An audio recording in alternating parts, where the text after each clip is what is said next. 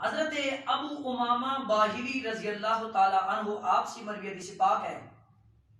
اس حدیث پاک کو امام ترمذی رحمۃ اللہ تعالی علیہ نے ترمذی شریف میں نقل کیا، امام دارمی نے سنن میں نقل کیا، امام طبرانی رحمۃ اللہ تعالی علیہ نے المعجم الکبیر میں نقل کیا، اور امام منذری رحمۃ اللہ تعالی علیہ نے الترغیب والترہیب میں نقل کیا. آپ فرماتے ہیں کہ حضور نبی کریم صلی اللہ علیہ وآلہ وسلم کی خدمت میں دو بندوں کا ذکر کیا گیا، جن میں سے ایک عابد تھا تو دوسرا عالم تھا. میرے کریم آقا صلی اللہ علیہ وآلہ وسلم نے ارشاد فرمایا، عابد پر عالم کی فضیلت اسی طرح ہے جس طرح میری فضیلت تم میں سے ایک ادنا صحابی پر ہے. پھر آپ فرماتے ہیں